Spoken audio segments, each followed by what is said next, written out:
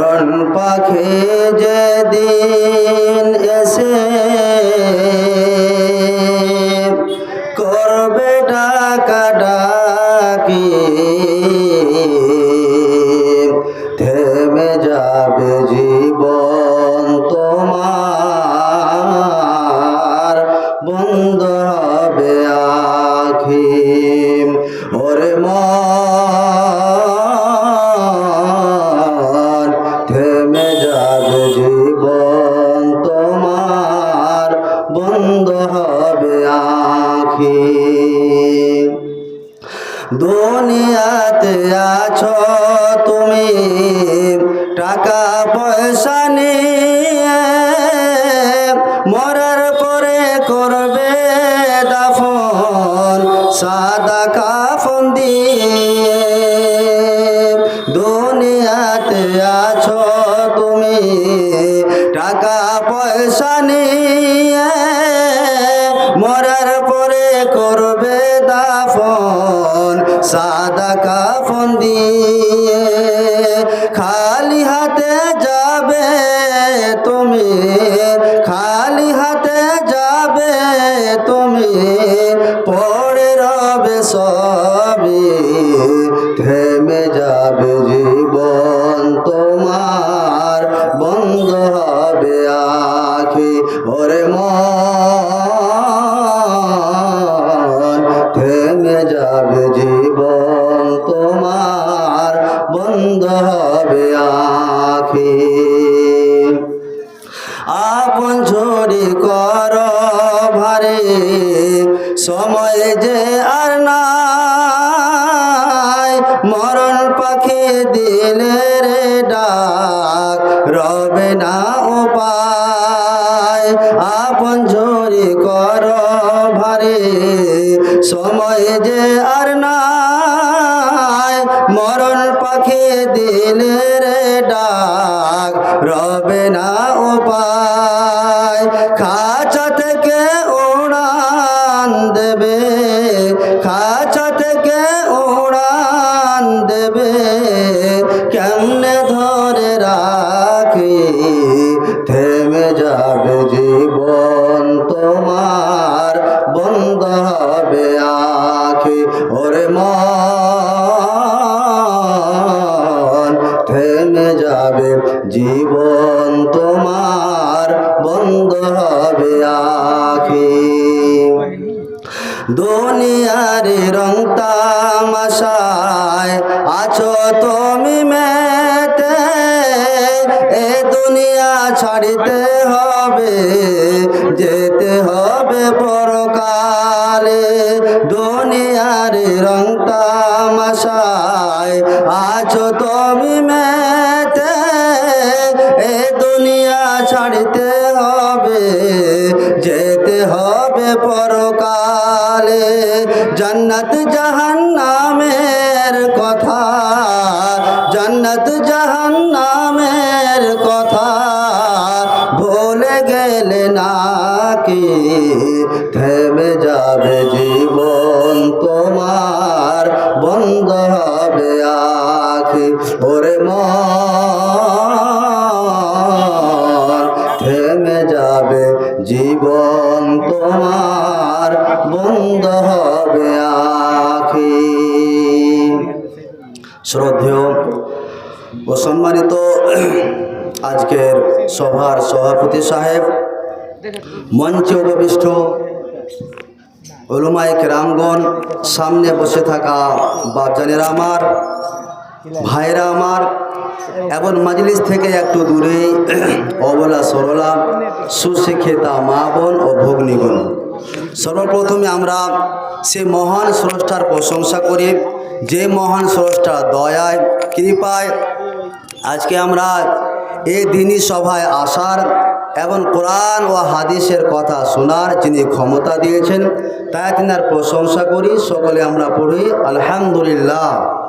তারপরে পরে আমাদের নবী, বিপ্লবী সামাজিক নেতা, বিশ্ব শান্তির অগ্রনায়ক মুহাম্মদ সাল্লাল্লাহু আলাইহি ওয়াসাল্লাম, তিনার প্রতি দরুদ ও শান্তির ধারা অবতীর্ণ হোক। আল্লাহুম্মা আমিন, আল্লাহুম্মা সাল্লি আলাইহি, আল্লাহুম্মা বারিক আলাইহি। আজকে আমি আপনাদের সম্মুখে যে বিষয়টিকে নিয়ে আলোচনা করতে চাই তার নাম হচ্ছে গান বাজনা ও বাদ্যযন্ত্র। ব্যাপারটা হয়েছে স্টেজটা যে করা গিয়েছে মানে সামনে বসার মানে জায়গা মনে হচ্ছে নাই নাকি, মানে একদিকে হয়ে গেছে। এবার আমি যে বুঝাবো তাহলে আমাকে এবার ঘুরে বুঝাতে হবে। তো আপনারা একটু ওখানে না বসে থেকে এখানে যদি আসলে বেশি ভালো হয়। তো আল্লাহর মেহেরবানি করে ইনশাআল্লাহ আপনাদের ভালো হবে। আল্লাহ আপনাদের ভালাই করুক, আপনাদের দীর্ঘজীবী আপনাদের হায়াত বৃদ্ধি করুক। আপনারা একটু সামনে বসলে বেশি ভালো। চলে আসেন উঠে একটু। ব্যাপারটা হলো যে মানে কেমনই লাগছে, মানে সামনে শ্রোতা নেই, এদিকে শ্রোতা। এবার বুঝাতে এবার মানে এভাবে তাহলে আমাকে থাকতে হবে সবসময়, তাহলে এবার ঠিক হবে। যাই হোক, আজকে আমি আপনাদের সম্মুখে যে বিষয়টিকে নিয়ে আলোচনা করব সেটি হচ্ছে কি গান বাজনা ও বাদ্যযন্ত্র। মুসলিমদের মধ্যে যে সকল মহাপাপ ব্যাপক আকারে লক্ষ্য করা যায় তার মধ্যে একটি হলো গান বাজনা ও বাদ্যযন্ত্র শোনা। গান কাকে বলা হয় এটা আমাদের প্রথমে জানতে হবে, ভালো করে শুনবেন। গান হলো অসার, অবান্তর, অশ্লীল, জন ও উত্তেজনামূলক অথবা শিরকি ও বেদাতি কথামালাকে কবিতা ছন্দে সুললিত ও সুরলি কণ্ঠে গাওয়া শব্দধ্বনির নাম। গান বাজনা এবং বাদ্যযন্ত্রের আগ্রহী ব্যক্তির প্রতি শাস্তি খুবই অপমানজনক, যেহেতু গান বাজনা ও বাদ্যযন্ত্রের মধ্যে যে একটা ভালো মন্দের স্বাদ রয়েছে সেই স্বাদটা মানুষেরা গ্রহণ করে থাকে চোখ ও কানের মাধ্যমে। সেহেতু আল্লাহ রাব্বুল আলামিন এমন শাস্তি নির্ধারণ করেছেন যা অত্যন্ত কষ্টদায়ক ও বড় অপমানজনক। চলে আসি আজকে এই বিষয়টি আমি কেন আপনাদের সামনে পেশ করব, এই জন্য যে বর্তমান সময়ে ছোট ছোট বাচ্চা, আপনার মেয়ে, ছোট ছোট মেয়েগুলো এরা গান বাজনা শোনাতে ব্যস্ত। বর্তমান সময়ে বইয়ের সাথে একটা ছাত্র ছাত্রীর সম্পর্ক নেই, কিন্তু মোবাইলের সাথে সম্পর্কটা আছে। তাহলে এই গান বাজনা বাদ্যযন্ত্র যে আমরা শুনি এর ভয়ঙ্কর আপনার ক্ষতি কোথায় সে সম্পর্কে আমরা আলোচনা করি। জেনে রাখুন, গান বাজনা ও বাদ্যযন্ত্রের প্রতি আগ্রহী ব্যক্তির প্রতি শাস্তি খুবই অপমানজনক। আল্লাহ রাব্বুল আলামিন কোরআন মাজিদের মধ্যে তুলে ধরছেন। কি কথা? বিসমিল্লাহির রহমানির রহিম। ومن الناس من يشتري لهو الحديث ليضل عن سبيل الله بغير علم। আল্লাহ রাব্বুল আলামিন পৃথিবীর সমস্ত মানুষদেরকে আহ্বান করে বলেন, হে পৃথিবীর মানুষেরা শোনো, পৃথিবীতে এক শ্রেণীর মানুষ রয়েছে, এক শ্রেণীর লোক রয়েছে যারা অন্যান্য মানুষদেরকে আল্লাহর পথ থেকে ভ্রান্ত করার উদ্দেশ্যে অন্ধভাবে গান বাজনা বাদ্যযন্ত্র সংগ্রহ করার পরে আমার আল্লাহ তুলে ধরছেন ওয়ায়াত্তাখিযাহা হুজওয়ান, এবং তারা গান বাজনা বাদ্যযন্ত্রকে নিয়ে ঠাট্টা বিদ্রুপ করে, আনন্দ করে, মজা নেয়, মাস্তি নেয়। আমার আল্লাহ রাব্বুল আলামিন বলছেন উলাইকা লাহুম আযাবুম মুহিন।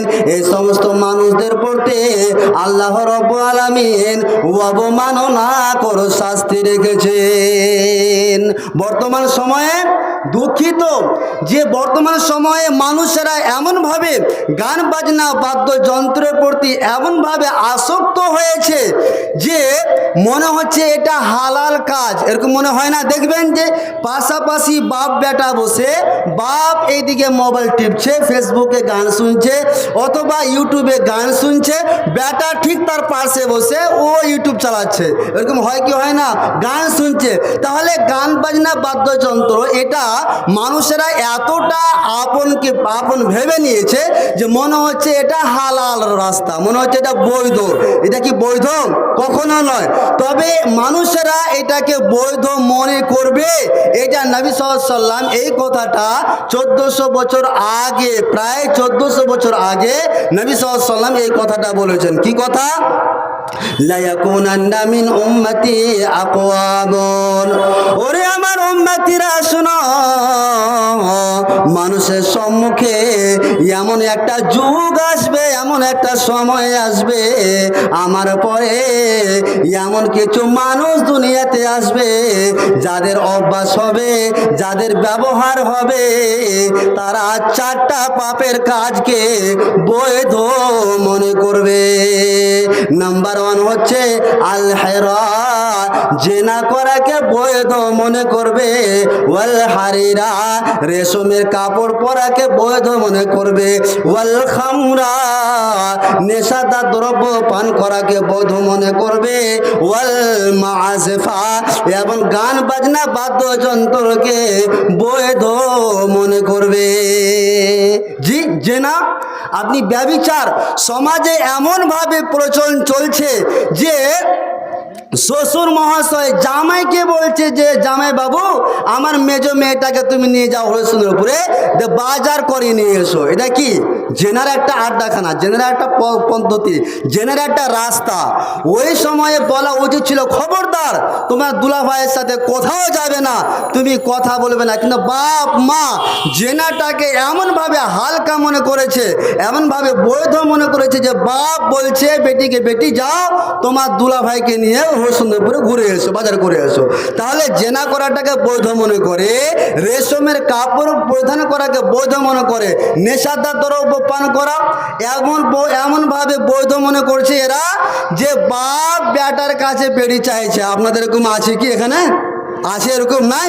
দেখবেন কিছু কিছু বাড়িতে দেখবেন যে বাপ বেটাকে বলছে, বেটারে আব্দুল যা তো বালিশের তলাতে বেড়ি রাখা আছে, নিয়ে তো বেটা। আহারে বাপ হারাম মানে ও খাবে, তো বেটাকে বলছে নিয়ে আসতে। এর মানে কি কতটা বৈধ মনে করছে। 4 নম্বর কি? গান বাজনা বাদ্যযন্ত্র। তাহলে বৈধ মনে করবে, নবীজি এটা প্রায় 1400 বছর আগে হাদিসটা বলে গিয়েছেন। তবে এই গান বাজনা, নেশাদার দ্রব্য, রেশমের কাপড় পরিধান করা কি বৈধ? কথা বলেন, বৈধ কি? এটা হারাম। নবী সাল্লাল্লাহু আলাইহি ওয়াসাল্লাম বলছেন ইন্নাল্লাহা হারামাল খামরা ওয়াল মাইসিরা ওয়াল কুবা, নিশ্চয় আল্লাহ রাব্বুল আলামিন নেশাদার দ্রব্য পান করা এবং জুয়া খেলা এবং গান বাজনা বাদ্যযন্ত্রকে আমার আল্লাহ হারাম করেছেন। তাহলে স্পষ্ট এই হাদিসের দ্বারা বোঝা গেল যে গান বাজনা বাদ্যযন্ত্র, নেশাদার দ্রব্য পান করা এবং জুয়া খেলা এগুলো কোন কাজ? কথা বলেন, হারাম কাজ। আপনি গান বাজনার যতগুলো মাধ্যম রয়েছে সবগুলো মাধ্যম হালাল না হারাম? কথা বলেন, হারাম। গান বাজনা বাদ্যযন্ত্রের যতগুলো মাধ্যম রয়েছে সব মাধ্যমগুলো হারাম। আপনার যাত্রা, ভেসেডি, থিয়েটার যতগুলো মাধ্যম রয়েছে সবগুলো হারাম। তাহলে আপনাকে এবার একটা প্রশ্ন করছি, আপনি আপনার মোবাইলে একটা নেট প্যাক মারলেন, মারেন কি মারেন না? মারলেন।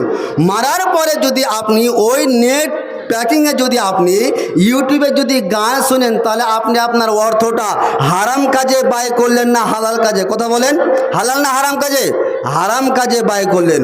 তো নবী সাল্লাল্লাহু আলাইহি ওয়াসাল্লাম বলছেন, হে আমার উম্মতিরা শোনো, লা তাবিউল কায়নাতে, তোমরা গায়িকা নর্তকীদের বিক্রয় করো না। ওয়ালা তাশতারুহুন্না, তোমরা গায়িকা নর্তকীদের ক্রয় করো না। ওয়ালা তুআল্লিমুহুন্না, তোমরা গায়িকা নর্তকীদের গান বাজনা বাদ্যযন্ত্র শিখিয়ে দিও না। ওয়া সামানুহুন্না হারাম, তাদের উপার্জন হচ্ছে হারাম। তাহলে গান বাজনার যে কোনো মাধ্যম হচ্ছে আপনার কি? হারাম। এবার চলে আসি গান বাজনা বাদ্যযন্ত্র থেকে কতটা মানুষদেরকে সতর্ক থাকা উচিত। হযরতে আব্দুল্লাহ ইবনে মাসউদের একটা হাদিস আলোচনা করলে বোঝা যাবে। হযরতে নাফির হাদিসটা আলোচনা করলে বোঝা যাবে। হাদিসটা ভালো করে শুনুন যে নবী সাল্লাল্লাহু আলাইহি ওয়াসাল্লাম যিনি আমাদের নবী ছিলেন, তাহলে সেই নবী সাল্লাল্লাহু আলাইহি ওয়াসাল্লাম গান বাজনা বাদ্যযন্ত্র থেকে কতটা দূরে থাকতেন এই হাদিসটাতে পাওয়া যাবে। হাদিসটা বর্ণনা করছেন হযরতে নাফি রাদিয়াল্লাহু তাআলা আনহু। তিনি বলছেন একদা এক সময় সামিআ ইবনে উমর মিজমারান, একদা এক সময় আমি হযরতে আব্দুল্লাহ ইবনে উমরের সাথে রাস্তায় চলছিলাম। চলতে চলতে হঠাৎ করে ইবনে উমর গান বাজনা বাদ্যযন্ত্রের আওয়াজ শুনতে পেলেন। আর হযরতে আব্দুল্লাহ ইবনে উমর গান বাজনা বাদ্যযন্ত্রের আওয়াজ শোনা মাত্রে ফাওয়াদা ইসবাইহি আলা উজনাইহি, হাতের দুটো আঙ্গুলকে নিয়ে দুই কানের মধ্যে ঢুকিয়ে দিলেন। আর ঢুকিয়ে দেওয়ার পরে রাস্তা হেঁটে হেঁটে চলে যাচ্ছেন। অনেক দূর চলে গেলেন। হাদিসের ভাষায় এসেছে ওয়ানা আনে তারেক, অনেক দূর চলে গেলেন। আর চলে যাওয়ার পরে বলছেন ইয়া নাফি, হে নাফি হাল তাসমাউ শাইআ, তুমি কি এখন কোনো গান বাজনা বাদ্যযন্ত্রের কি আওয়াজ শুনতে পাচ্ছ বলো? হযরতে নাফি বলছেন লা, এখন গান বাজনা বাদ্যযন্ত্রের আওয়াজ শোনা যায় না। সাথে সাথে হযরতে আব্দুল্লাহ ইবনে উমর তার যে দুই হাতের দুই আঙ্গুলকে কানের মধ্যে ঢুকিয়েছিলেন সেখান থেকে বের করলেন। আর বের করার পরে বলছেন ইয়া নাফি, হে নাফি শুনো, একদা এক সময় আমি এবং নবী সাল্লাল্লাহু আলাইহি ওয়াসাল্লাম পথ চলছিলাম। পথ চলতে চলতে হঠাৎ করে নবী সাল্লাল্লাহু আলাইহি ওয়াসাল্লাম গান বাজনা বাদ্যযন্ত্রের আওয়াজ শুনতে পেলেন। আর শোনা মাত্রে ফারাফা ইসবাইহি মিন উজনাইহি ফাওয়াদা ইসবাইহি আলা উজনাইহি, গান বাজনা আওয়াজ শোনা মাত্রে নবী সাল্লাল্লাহু আলাইহি ওয়াসাল্লাম তিনার দুই হাতের দুই আঙ্গুলকে নিলেন। আর নেওয়ার পরে দুই কানের মধ্যে ঢুকিয়ে দিলেন। ঢুকিয়ে দেওয়ার পরে অনেক দূর চলে গেলাম। অনেক দূর যাওয়ার পরে নবী সাল্লাল্লাহু আলাইহি ওয়াসাল্লাম আমাকে বললেন ইয়া আব্দুল্লাহ ইবনে উমর হাল তাসমাউ শাইআ, তুমি কি গান বাজনা বাদ্যযন্ত্রের আওয়াজকে শুনতে পাচ্ছ? আমি যখন বললাম না, এখন গান বাজনা বাদ্যযন্ত্রের আওয়াজ শোনা যায় না, তখন নবী সাল্লাল্লাহু আলাইহি ওয়াসাল্লাম ফারাফা ইসবাইহি মিন উজনাইহি, তখন নবী সাল্লাল্লাহু আলাইহি ওয়াসাল্লাম তাই না তিনার যে দুই হাতে দুই আঙ্গুলকে কানের মধ্যে ঢুকিয়েছিলেন সেটাকে বের করলেন। তা দেখুন নবী সাল্লাল্লাহু আলাইহি ওয়াসাল্লাম গান বাজনা বাদ্যযন্ত্রের আওয়াজ শুনতে পাচ্ছেন, আওয়াজ আসছে, ফলে গান বাজনা বাদ্যযন্ত্রের আওয়াজ শুনবেন না বলে নবী সাল্লাল্লাহু আলাইহি ওয়াসাল্লাম কি করলেন? কানে দুটো আঙ্গুলকে ঢুকিয়ে দিলেন। অনেক দূর যাওয়ার পরে বলছেন যে এখন কি শোনা যাচ্ছে। তাহলে আমাদের কি উচিত হবে? আমরা যেহেতু সেই নবীর উম্মত, তাহলে আমাদের উচিত হবে যে আমাদেরও কানে যেন গান বাজনা বাদ্যযন্ত্রের আওয়াজ না আসে সেটাকে চেষ্টা করতে হবে। করতে হবে কি হবে না? কথা বলেন, চেষ্টা করতে হবে। এবার চলে আসি যে আপনারা শুনেছেন যে কিছুদিন আগে ভূমিকম্প হয়েছে কি হয়নি? কথা বলেন, ভূমিকম্প হয়েছে। তাহলে এই ভূমিকম্প হওয়া এটা হচ্ছে একটা আল্লাহর কি আযাব না রহমত? কথা বলেন, আল্লাহর আযাব না রহমত? আল্লাহ এটা আযাব। তাহলে আল্লাহর আযাব কেন আসছে তার কারণ কি? বর্তমান সময়ে মানুষের নবী সাল্লাল্লাহু আলাইহি ওয়াসাল্লাম যে হাদিসটা বলেছেন যে যখনই তোমরা তিনটা পাপের কাজ করে ফেলবে তখনই তোমাদের তিনটা ভয়াবহ বিপদ নেমে আসবে। সে তিনটা পাপের কাজ কি এবং তিনটা ভয়াবহ পাপের কাজ কি, সে তিনটা পাপের কাজ কি এবং তিনটা আযাব কি, ভালো করে শুনবেন। হাদিসটি বর্ণনা করছেন হযরত আনাস। তিনি বলছেন যে লা ইয়াকুনান্না ফি হাযিহিল উম্মতি খাসফুন ওয়া কাযফুন ওয়া মাসখুন। ওরে আমার উম্মতিরা শোনো, আমার উম্মতের সম্মুখে এমন একটা যুগ আসবে, এমন একটা সময় আসবে যখন আমার উম্মতিরা তিনটে ভয়াবহ যখন পাপের কাজে লিপ্ত হবে, তখন আমার উম্মতের উপরে তিনটা আল্লাহর ভয়াবহ বিপদ নেমে আসবে। তিনটে মহাপাপ হচ্ছে কি? এক নম্বর হলো ওয়াজালিকা ইয়াশরাবুল খুমরা, যখন আমার উম্মতিরা নেশাদার দ্রব্য পান করবে। এক নম্বর। এবার বলুন, নেশাদার দ্রব্যের পান করার পরিমাণটা বেড়েছে না কমেছে? কথা বলেন, বেড়েছে। তাহলে নবী আমার বলছেন যখন আমার উম্মতিরা ওয়াজালিকা ইয়াশরাবুল খুমরা, যখন আমার উম্মতিরা নেশাদার দ্রব্য পান করবে। ওয়াত্তাখাজুল কায়নাতে, দ্বিতীয় নম্বর মহাপাপ হলো যখন আমার উম্মতিরা গায়িকা নর্তকীদের নিয়ে ব্যস্ত থাকবে। তিন নম্বর হলো ওয়াজারাবু বিল মাযিফি, যখন আমার উম্মতিরা গান বাজনা ও বাদ্যযন্ত্র নিয়ে ব্যস্ত থাকবে।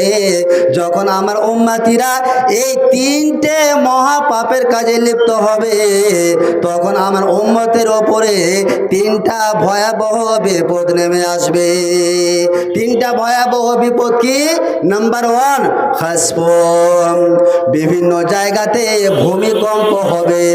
অর্থাৎ আল্লাহ রাব্বুল আলামিন বিভিন্ন জায়গাতে ভূমি ধসিয়ে দিয়ে, নবী সাল্লাল্লাহু আলাইহি ওয়াসাল্লাম বলছেন সেই সময় আল্লাহ রাব্বুল আলামিন বিভিন্ন জায়গাতে ভূমিকম্প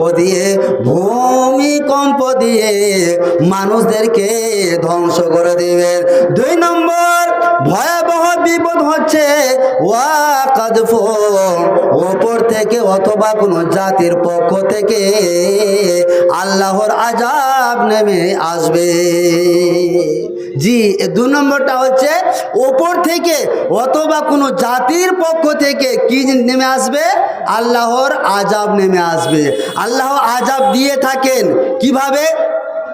যেরকম আমরা যেরকম সকাল থেকে সন্ধ্যা পর্যন্ত জিকির করি, কার কথা বলেন তো? মোদির জিকির করি না? সকালে উঠলে, বিছান থেকে উঠলে মোদি এই করলো, মোদি এই করেছে, মোদি এই করলো, মোদি এই করছে, ওই করছে। আমরা কথা বলি কি বলি না? মানে জিকিরের মতন। ফজরের টাইম হলো, ঘুম থেকে উঠলাম, শুরু হয়ে গেল জিকির।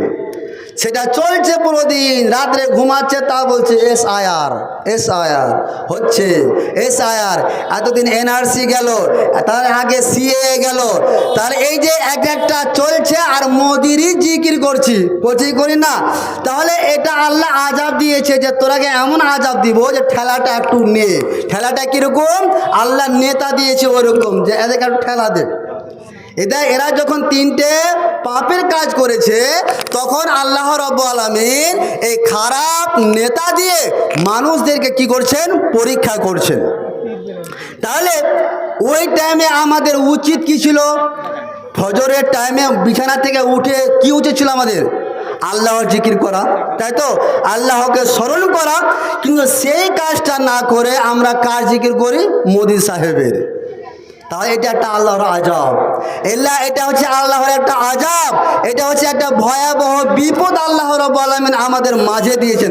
আচ্ছা, আল্লাহ রাব্বুল আলামিন ইচ্ছা করলে মোদিকে হারাতে পারবেন কি পারবেন না? গদি থেকে সরাতে পারবেন কি পারবেন না? জোরে বলুন, পারবেন না? পারবে। কিন্তু আল্লাহ করে না, যে না এটা তোকে আযাব দিচ্ছে, একটু আযাবটা চাক, বিপদটা একটু সামলা, একটু ঠেলাটা পা। তাহলে 2 নম্বর হয়ে গেল। 3 নম্বর ভয়াবহ বিপদ নেমে আসবে কি? ওয়া মাসখুর, মানুষের আকার আকৃতির বিবর্তন ঘটবে। তবে এবার আকার আকৃতির বিবর্তন কি হতে পারে মানুষের?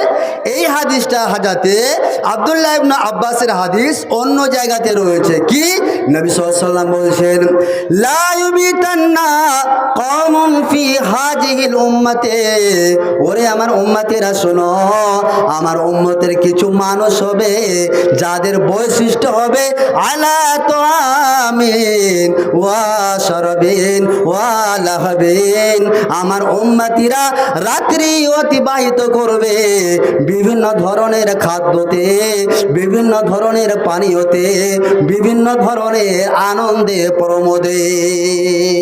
দেখবেন আপনি সমাজে দেখবেন যেগুলো মানুষ ধনী ঘরের মানুষ দেখবেন আপনি ও রাত 12টা 1টা পর্যন্ত হয় ক্যারাম বোর্ড খেলছে, আনন্দ মাস্তি হচ্ছে, মাস্তি হয় না? বা মারছে এদিকে হড়কে, ওদিকে চললো, ওই দিকে মারছে হড়কে, এই যে আলা লাহবিন আনন্দ প্রমোদে মানুষ রাত্রি অতিবাহিত করছে, করে না? দেখবেন বিভিন্ন ধরনের খাদ্য পানীয়তে দেখবেন, আল্লাহ মাফ করুক, আমি কিন্তু কোনো নেতার আমি কিন্তু অনুসারী না, আমার বাড়ি হচ্ছে বিহার, আমি সাধারণভাবে বলছি, এটা কি দেখবেন যতগুলো নেতা প্রায় হয় এরা রাত্রি অতিবাহিত করে বিভিন্ন ধরনের খাদ্যতে পানীয়তে মদ নিয়ে নেশাদার দ্রব্য নিয়ে রাত্রি অতিবাহিত করে না? করে।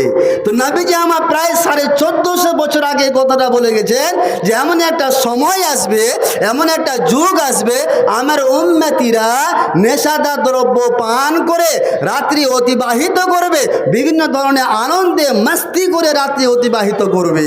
তখন কি হবে?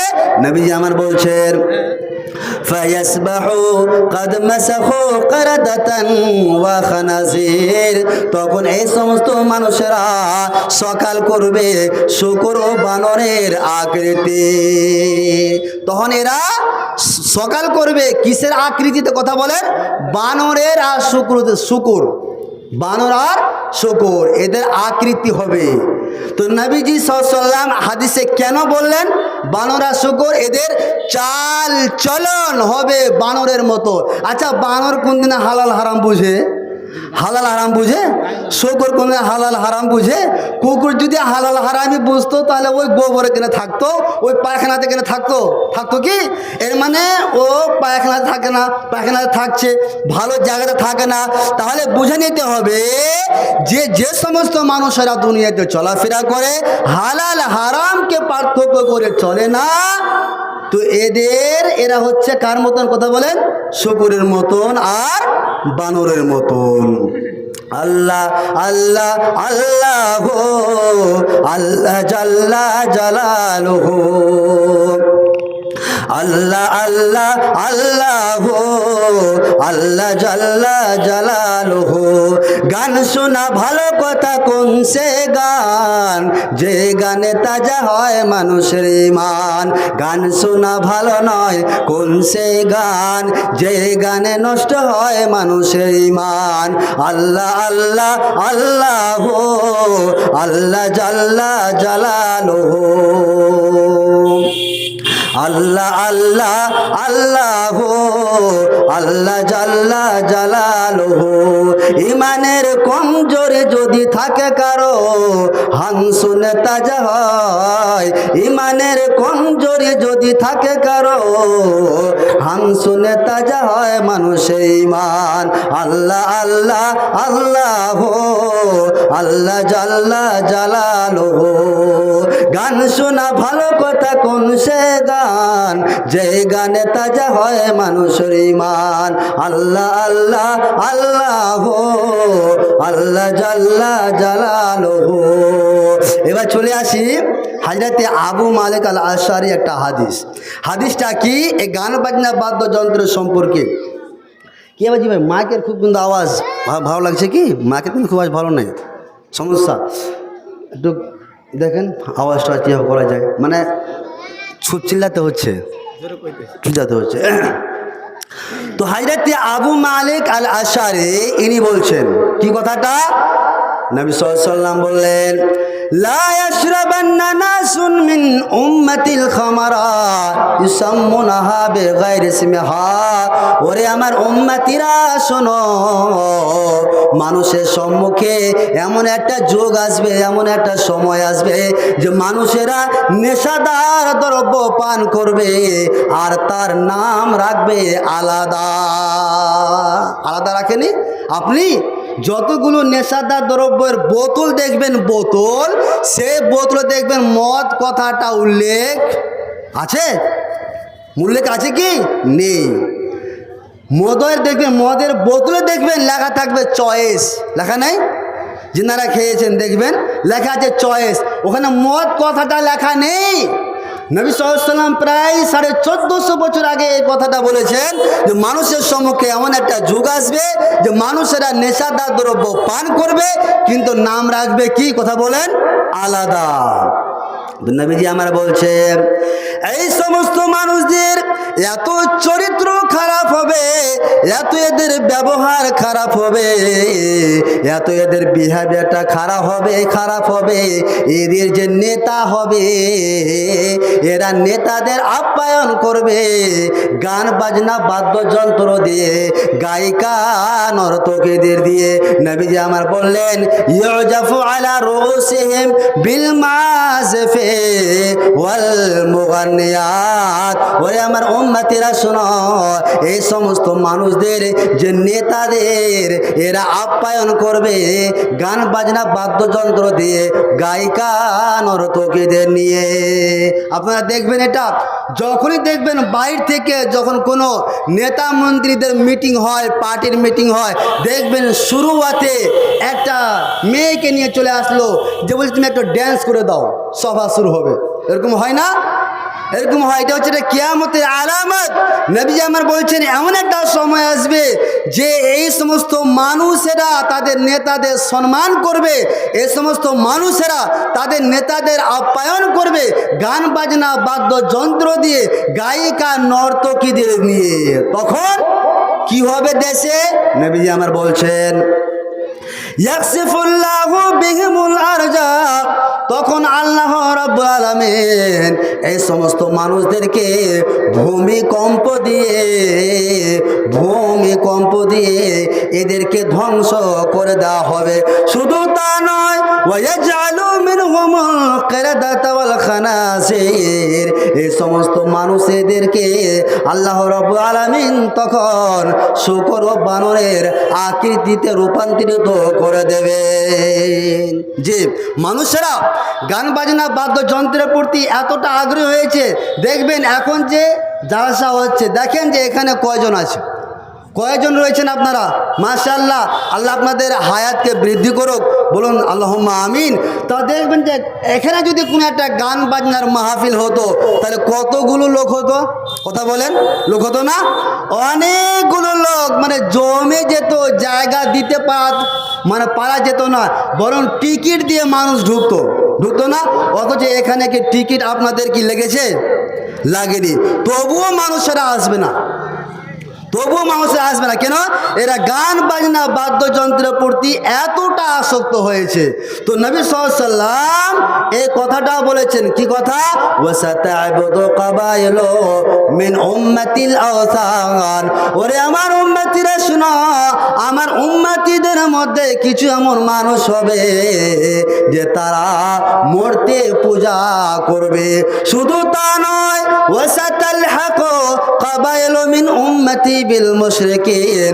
যখন কোনো মুশরিকিনদের মেলা হবে, সেই মেলাতে এই মুসলমানেরা উপস্থিত হবে, অর্থাৎ মুশরিকদের সাথে আমার উম্মতিরা মিশে যাবে। দেখবেন যখন মেলা হয়, দুর্গা পূজা হয়, কালী পূজা হয়, সেই সময়ে দেখবেন যে মানুষেরা, মুসলমানের বাচ্চারা সে মেলাতে গিয়ে ঘোরাফেরা করে, অথচ বুঝতে পারা যায় না যে এটা হিন্দু না মুসলমান, এটা হিন্দু না মুসলমান। আপনি এটাই পার্থক্য করতে, কথা বলেন, পারবেন না। এভাবে মুসলমানেরা তাদের মেলাতে ঘুরে বেড়ায় কেন? ওটা হচ্ছে গানের আসর, ওখানে গান শুনতে পাওয়া যাবে, মেয়েদের নাচ, মেয়েদের ডান্স দেখতে পাওয়া যাবে। আবার যে সমস্ত মানুষেরা গান বাজনা বাদ্যযন্ত্রে শুনে ওরা আবার একটা ফতুয়া দেয়, জানা আছে কি ফতুয়া দেয়? যে মৌলভী সাহেব গান বাজনা শুনলে জ্ঞান বাড়ে, বলে কি বলে না? ফিল্ম দেখলে জ্ঞান বাড়ে, বলে না? যুবকদেরকে বলবেন যে তোরা কেন যাচ্ছিস রে, তোরা কেন ফিল্ম দেখছিস?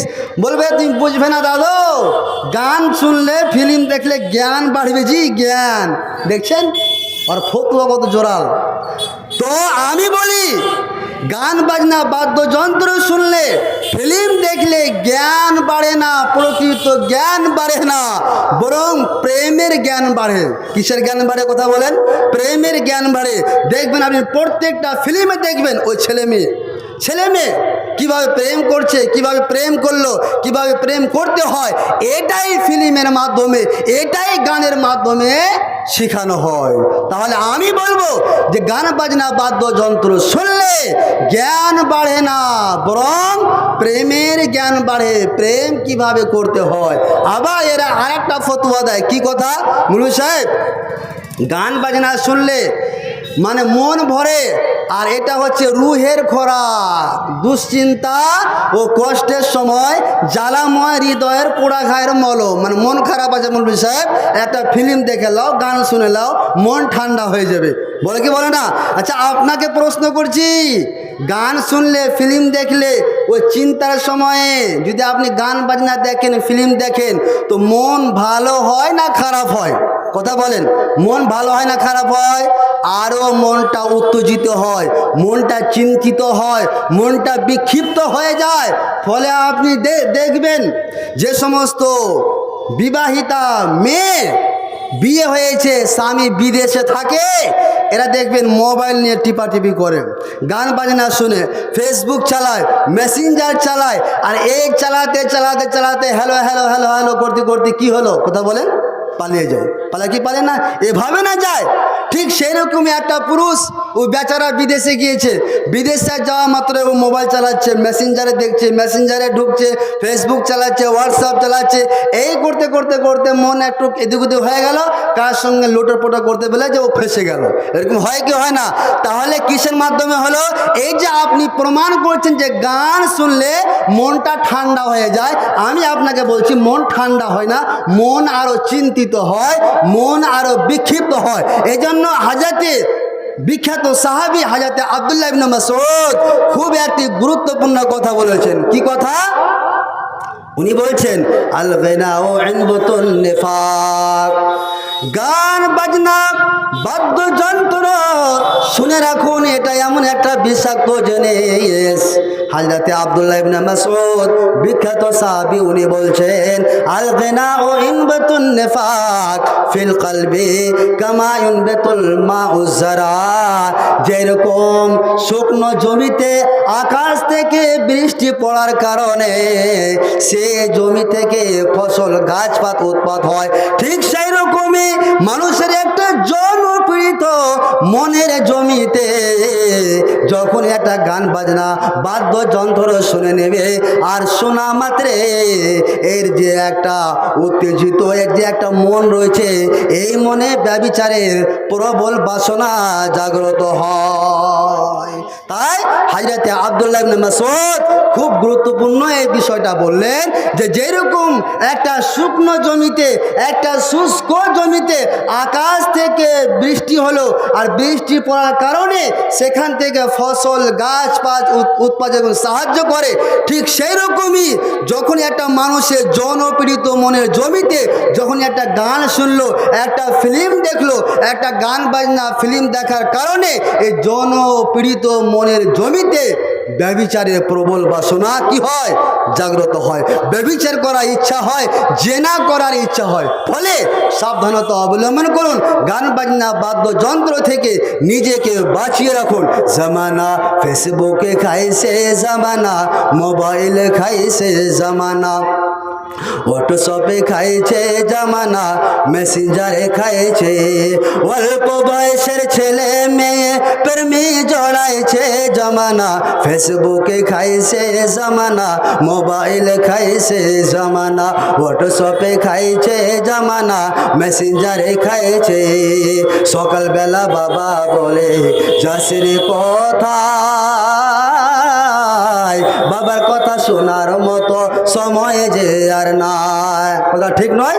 সকালবেলা যখনই বাবা বলে বেটাকে, বেটা রে ওখানে যাও, তো বলছে না আব্বু সময় নাই। বিকেলবেলা বাবা বলে যাসের কোথায়, বাবার কথা শোনার মতো সময় যে আর নাই।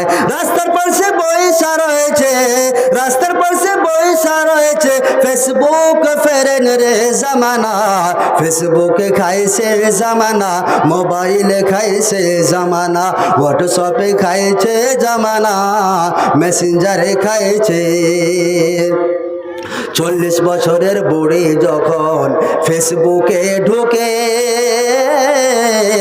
হ্যান্ডসাম একটি ছেলেকে দেখে প্রেমে পড়ে। বিধবা মহিলা যখন ফেসবুকে ঢুকে,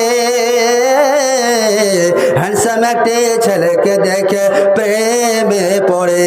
স্বামী সন্তান সব ছাড়িয়া, স্বামী সন্তান সব ছাড়িয়া ছেলের পেছনে ঘোরে জামানা, ফেসবুকে খাইছে জামানা, মোবাইলে খাইছে জামানা, হোয়াটসঅ্যাপে খাইছে জামানা, মেসেঞ্জারে খাইছে।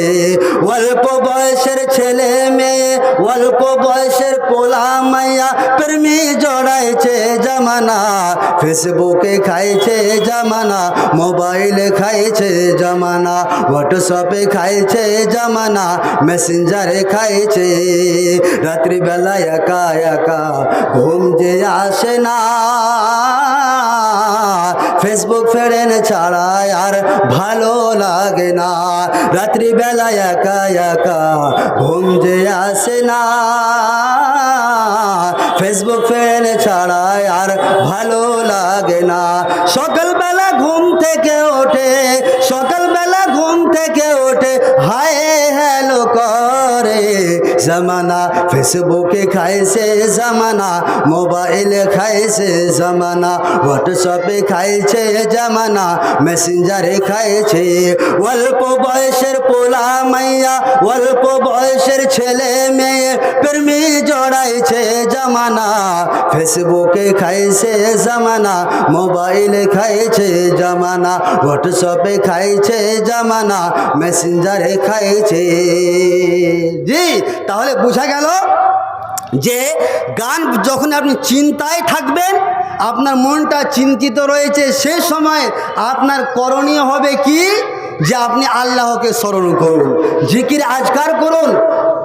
আপনি এটা প্রশ্ন করতে পারেন যে তাহলে মৌলানা সাহেব আমরা যেভাবে যুক্তি দিচ্ছিলাম যে গান বাজনা বাদ্যযন্ত্র শুনলে মন ঠান্ডা হবে, তাহলে ঠান্ডা হবে না, মন আরও চিন্তিত হবে, উত্তেজিত হবে, জেনা করার ইচ্ছা হবে। তাহলে মন যখন চিন্তিত হবে, আপনি যখন চিন্তায় থাকবেন, সে সময়ে আপনার করণীয় কি, সেই কথাটাও আল্লাহ রাব্বুল আলামিন কোরআন মাজিদের মধ্যে তুলে ধরেছেন। কি কথা? বিসমিল্লাহির রহমানির রহিম, আল্লাযীনা আমানু, ওরে আমার বান্দারা শোনো, যেই সমস্ত মানুষেরা আল্লাহর প্রতি ঈমান নিয়ে আসে, ঈমান রাখে, বিশ্বাস স্থাপন করে, তখন যখন তারা কোনো চিন্তায় থাকে, তখন ওয়াতাতমাইন্নু কুলুবুহুম বিযিকরিল্লাহ, তখন চিন্তিত অবস্থায় তারা আল্লাহকে স্মরণ করে, তাদের মনটা ঠান্ডা করে। রে পৃথিবীর মানুষ শুনে রাখো, রে জ্ঞানবান মানুষ শুনে রাখো। কি হলো কি?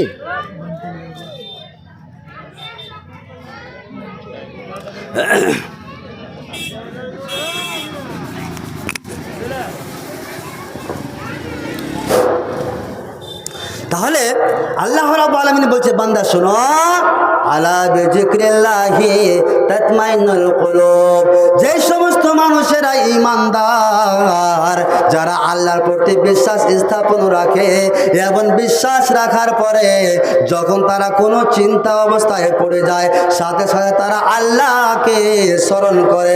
আমার আল্লাহ বলছে বান্দারে শোনো, আলা বিযিকরিল্লাহি তাতমাইন্নুল কুলুব, যখন তোমরা চিন্তায় পড়বে, যখন তোমরা চিন্তায় পড়ে যাবে, কোনো চিন্তিত অবস্থায় থাকবে, তখন তোমরা আল্লাহকে স্মরণ করো।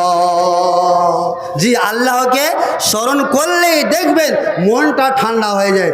বিশ্বাস না হলে আপনি যে সমস্ত মানুষেরা, যে সমস্ত বাপজানেরা আমার আপনাদের এই কালেক্টরিতে যিনারা নামাজ পড়েন, তো তিনারা যখন ইশারের নামাজ পড়ে যখন তিনারা ঘুমান, তো তিনারা শান্তিতে ঘুমান।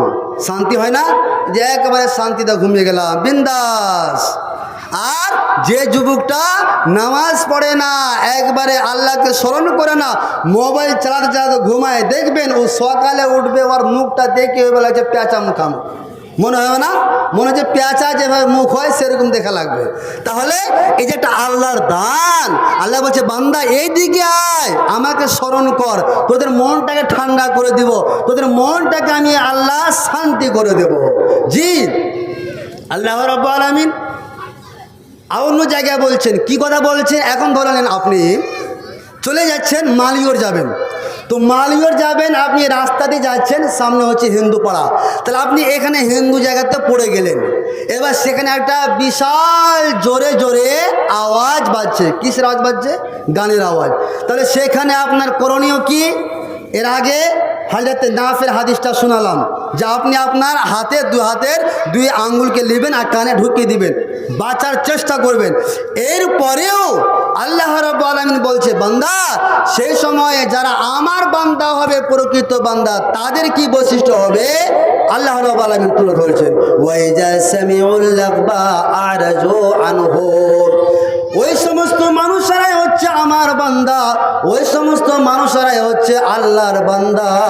যখন ওয়াইজা সামিউল লাগবা আরজু আনহু, যখন তারা ওয়াসার ক্রিয়াকলাপের সম্মুখীন হয়, তখন তারা নিজের মুখটাকে এড়িয়ে চলে, মুখটাকে এড়িয়ে চলে যায়, তাদের সাথে তর্ক বিতর্ক করে না, তাদের কাছে যায় না, তাদের দলে নিকটে হয় না, তাদের দলে অংশীদার করে না, সেখান থেকে তারা মুখ ফিরিয়ে চলে যায়।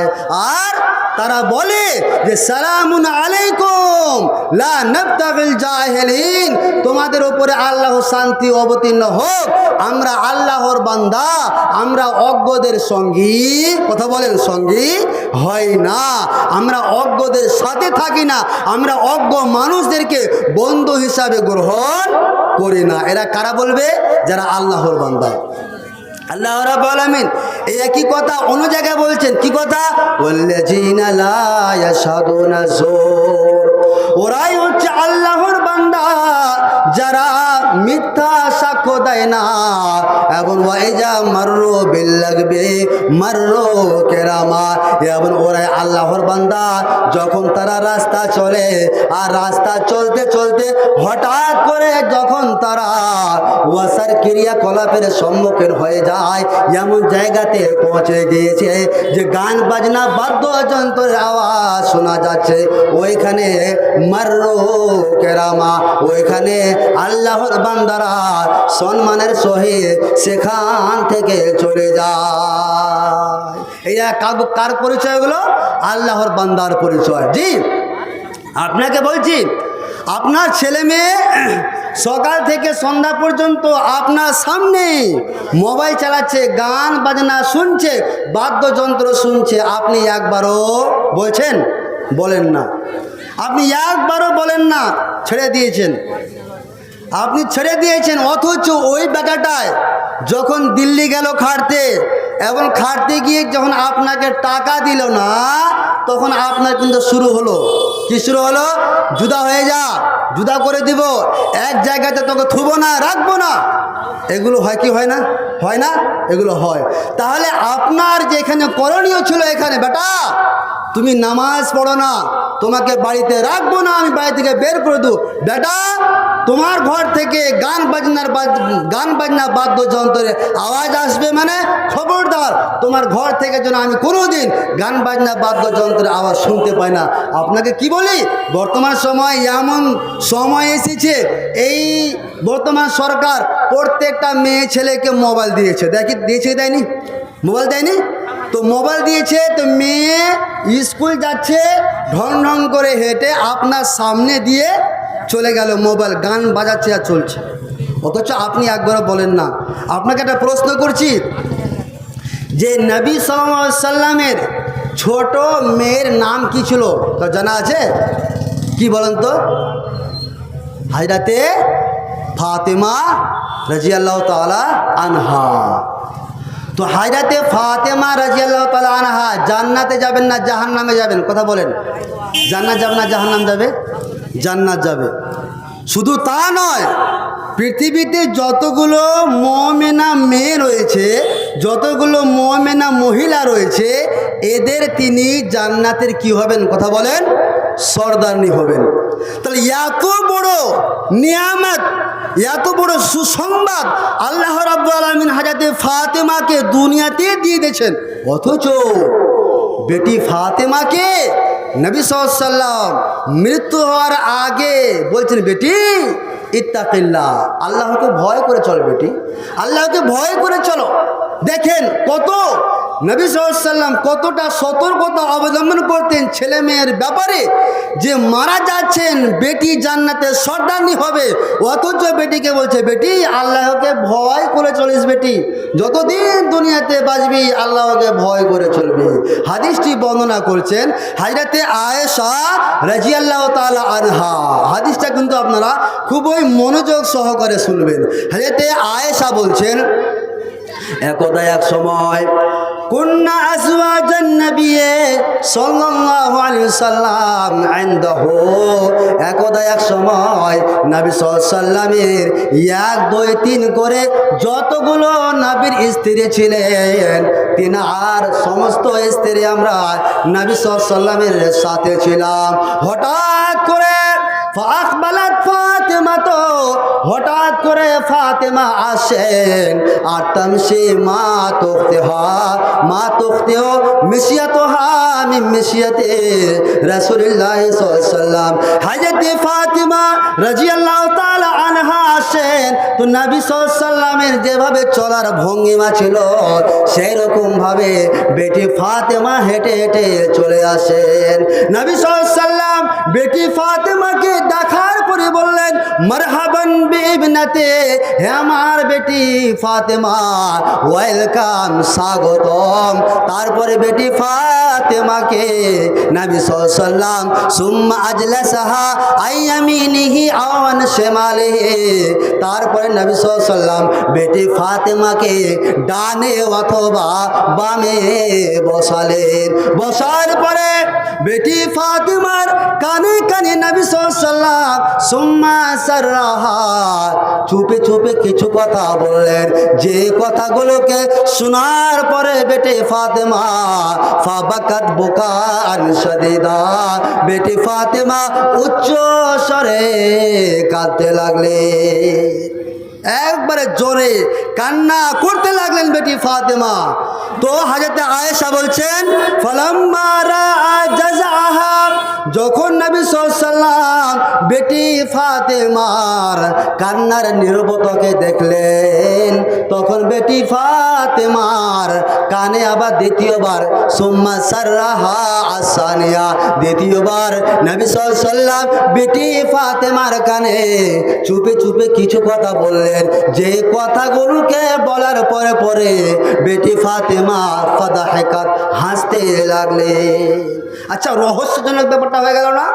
ওখানে হযরত আয়েশা বলছেন, আমরা সবাই আছি, নবীর যতগুলো স্ত্রী আমরা সবাই আছি। তো ওইখানে বেটি ফাতেমার কানে কানে নবীজি কি এমন কথা বললেন যে সেকেন্ডের মুহূর্তে কেঁদে ফেললেন, আবার সেকেন্ডের মুহূর্তে কি করে ফেললেন? কথা বলেন, হেসে ফেললেন। এটা রহস্যজনক ব্যাপার। তো হযরত আয়েশা বলছেন, কি ব্যাপার? মিম বাইনে নেসাইহি বিসরার, মানুষেরা, দুনিয়ার মানুষেরা চুপে চুপে কানে কানে কথা বলে, কার সাথে? কথা বলেন তো, কার সাথে বলে? স্ত্রীর সাথে বলে না? স্ত্রীর সাথে কোনো কথা বলবে তো স্ত্রীর কানে কানে চুপে চুপে বলছে। এখানে কি এমন রহস্যজনক ঘটনা ঘটে গেল যে নবী সাল্লাল্লাহু আলাইহি ওয়াসাল্লাম স্ত্রীদেরকে না বলে বেটি ফাতেমাকে বলছেন? হযরত আয়েশা বলছেন যে নবী সাল্লাল্লাহু আলাইহি ওয়াসাল্লাম উঠুক, যখনই মজলিস থেকে নবী সাল্লাল্লাহু উঠে যাবেন, আমি বেটি ফাতেমাকে জিজ্ঞেস করব, কি আমার ঘটনা ঘটলো বেটে, যে তুমি একবার সেকেন্ডের মুহূর্তে কেঁদে ফেললে আর সেকেন্ডের মুহূর্তে হেসে ফেললে। ফালাম্মা কামা রাসূলুল্লাহ সাল্লাল্লাহু আলাইহি ওয়াসাল্লাম মিন মাজলিসে, নবী সাল্লাল্লাহু যখন সে মজলিস থেকে উঠলেন, যখন দাঁড়ালেন এবং সে মজলিস থেকে চলে গেলেন, তখন বেটি ফাতেমাকে হযরতে আয়েশা রাদিয়াল্লাহু তাআলা আনহা জিজ্ঞেস করছেন, ইয়া ফাতেমা তো মা ক্বালা লাকি রাসূলুল্লাহ সাল্লাল্লাহু আলাইহি ওয়াসাল্লাম বিমা হাদাসতানি, হে আমার বেটি ফাতেমা শোনো, তোমাকে কি এমন কথা বলেছে যে কথাগুলোকে শুনে তুমি কেঁদে ফেলেছ আর সেকেন্ডের মুহূর্তে হেসে ফেলেছ, সেই কথাগুলোকে আমাকে শোনাও। বেটি ফাতেমা বলছেন, আম্মান আন, এখন আমি এই কথাটাকে বলতে পারি না, মা কুনতু উফশি আলা রাসূলুল্লাহ সাল্লাল্লাহু আলাইহি ওয়াসাল্লাম সিররাহু, নবী সাল্লাল্লাহু আলাইহি ওয়াসাল্লামের গোপনীয় কথা আজকে আমি প্রকাশ করতে পারি না। ফালাম্মা তুওয়াফিয়া, যখন নবী সাল্লাল্লাহু আলাইহি ওয়াসাল্লাম মারা গেলেন, মৃত্যুবরণ করলেন, তখন বেটি ফাতেমাকে আবার হযরতে আয়েশা রাদিয়াল্লাহু তাআলা আনহা জিজ্ঞেস করছেন, বেটি ফাতেমা রে, কুলতু আযামতু আলাইকা বিমালি আলাইকা মিনাল হাক্কি লিমা হাদাসতানি, বেটি ফাতেমা রে শোনো, তোমার প্রতি আমার হক রয়েছে, তোমার আমার প্রতি অধিকার রয়েছে।